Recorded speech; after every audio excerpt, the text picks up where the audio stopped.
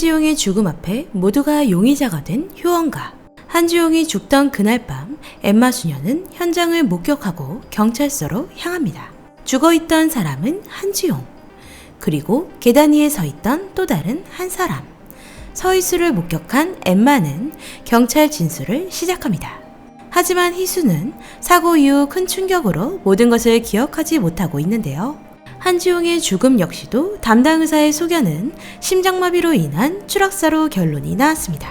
그러나 엠마 수녀의 목격 속 또 다른 누군가가 있었는데요. 피를 흘리며 쓰러져 있던 한지용, 계단 위에 서희수, 한지용의 앞에 쓰러져 있는 한 손까지. 총 3사람을 본 엠마의 진술을 토대로 경찰은 효원가를 조사하기로 합니다. 그날 밤 처음으로 현장을 목격했던 엠마는 도움을 요청 후 다시 현장으로 돌아오자 쓰러져 있던 손이 사라졌다 말을 하는데요. 과연 그 손의 정체는 누구일까요? 한지용 사망 11일 전, 자경은 엘리베이터에서 수상한 누군가와 마주쳤는데요. 바로 지용을 협박하던 파이터를 죽였던 사람입니다. 지용의 심부름으로 자경 역시 위협을 하기 위함인 듯 싶은데요. 너무 놀란 자경은 차를 타 급하게 도망치고 지금 상황을 희수에게 알립니다. 또한 지용을 협박하던 파이터의 죽음으로 인해 진호는 경찰 조사를 시작하며 한지용을 조사하길 원하지만 어떠한 증거도 없는 상황. 서연 역시도 파이터의 죽음을 희수에게 말하며 한지용이 이제 더 이상 무슨 짓을 할지 모르겠다고 말합니다. 진호는 화가 나 아버지 한 회장을 찾아가 지용이를 내려오게 해야 한다 말을 하는데요. 그런 진호에게 수혁이 찾아왔던 소식을 전하는 한 회장. 수혁은 할아버지를 찾아와 그 회장 자리에 오르기 아직은 부족하니 기다려달라 말을 했습니다. 그리고 그 자리는 자식이 아닌 다른 사람이 앉아야 한다 했는데요. 아마도 엄마 서연과 이야기를 해서일까요? 회장실에서 나오던 진호와 마주한 한지용. 진호에게 잔뜩 겁을 주는데요.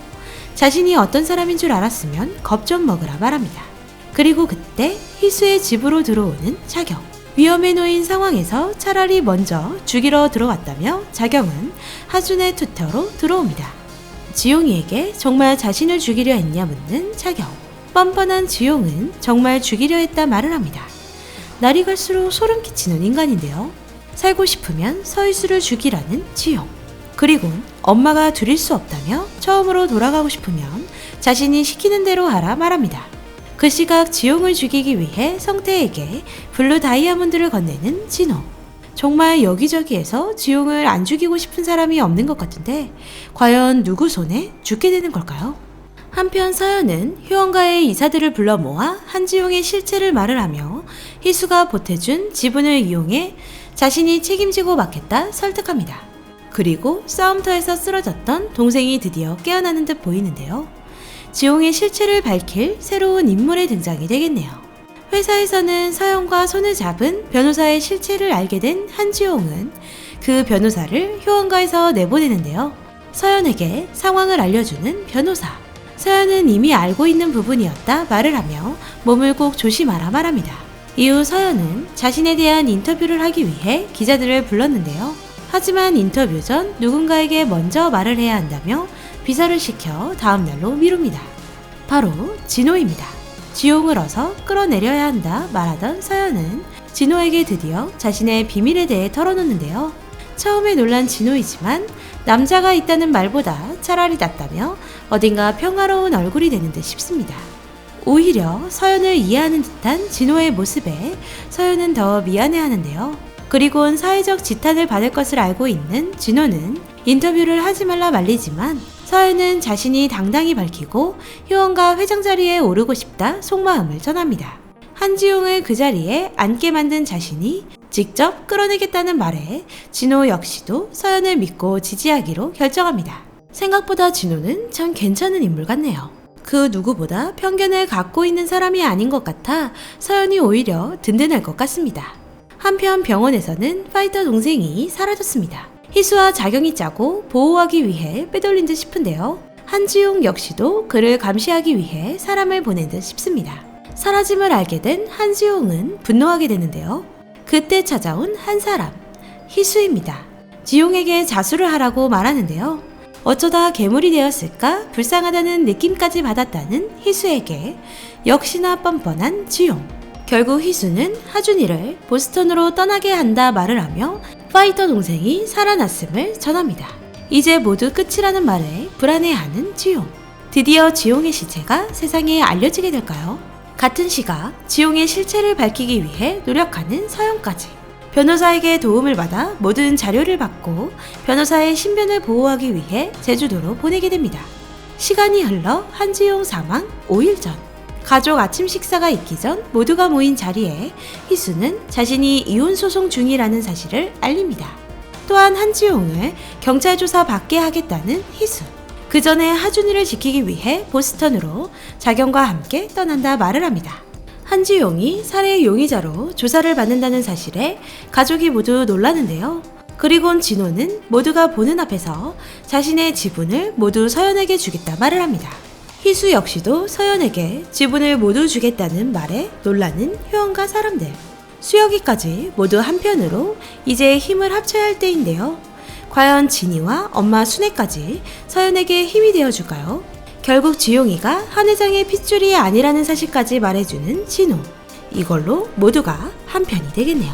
한편 지용에 관련한 이야기를 한 회장은 서연을 통해 듣게 됩니다. 서연은 지용의 실체에 대해 이야기하며 취임식 전날 지용이 오르지 못하게 할 계획인데요. 사건 조사를 받는 순간 효원과도 흔들릴 수 있다며 수혁이가 전날 이목을 끌기 위해 파티를 열 계획까지 정해놓은 서연입니다. 그 시각 지용은 자신이 살기 위해 파이터를 백방으로 찾아 헤매는데요. 과연 찾아낼 수 있을까요? 진호는 경찰과 함께 지용을 소환시키려 했으나 결국 실패하는데요. 전화를 한 경찰에게 결국 윗선에서 지용을 건들지 못하게 막아버립니다. 그리고 하준이의 하굣길, 자경이와 나오던 하준이를 지용이 납치해버리는데요. 정말 기가 막히네요. 놀란 자경은 희수에게 전화를 걸지만 그 시각 희수는 지용으로 인해 죽게 된 형이 남긴 영상 하나를 증거로 받고 있느라 받지 못했습니다. 결국 서연에게 전화를 건 자경은 도와달라 SOS를 하는데요. 서연은 바로 지용의 비서를 불러 협박을 시작합니다. 다시 학교로 돌아오게 된 하준이. 아이를 가지고 이러는 건 진짜 반칙 아닌가요? 하준이에게 자경은 내일 선생님과 미국에 가야 한다 말을 하자 엄마가 곧 온다고 했다며 엄마만 있으면 된다 말을 하는 하준이. 자경은 마음이 놓이면서도 아픈 거겠죠. 그런 자경을 보며 나아줘서 감사하다 진심을 전하는 하준이입니다. 그냥 이대로 자경이 하준이, 희수 행복했으면 좋겠네요. 한편 희수는 엠마에게 전화해 자신이 있는 곳으로 와달라고 말을 합니다. 아 근데 왜 이렇게 불안하죠? 엠마는 왠지 희수의 편이 아닌 것 같아 더 불안하네요.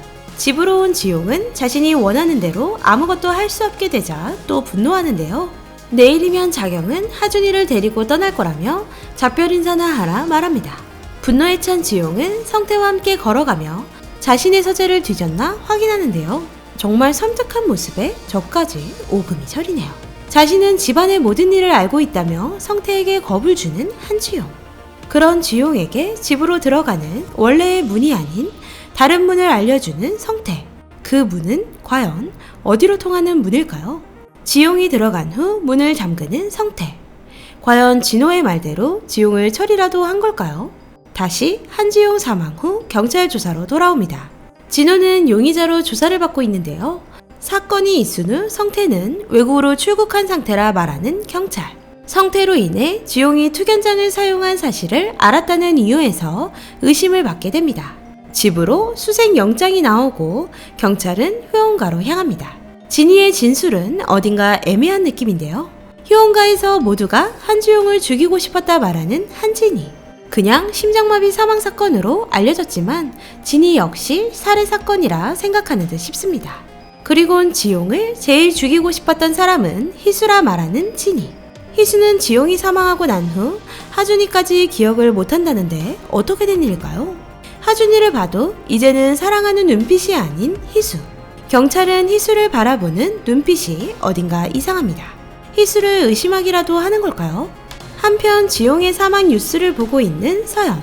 그날을 다시 떠올리는데요. 한 회장에게 지용의 추락을 전하는 순간 순애의 눈빛이 흔들렸습니다. 그리고 그 눈빛을 기억하는 서연. 꼼꼼히 효원가를 살피던 경찰은 용의자를 한 명씩 살펴보는데요. 효원과 모두가 거짓을 말하는 듯한 지금, 사라진 그 사람과 자취를 감춰버린 성태가 있어야 하는 상황입니다. 정말 소름이 끼칠 정도로 오늘 지용은 빌런력 100% 충전이었습니다. 모두가 수상한 지금 광칠삼은 의외의 인물이 생각나는데요. 바로 유연이.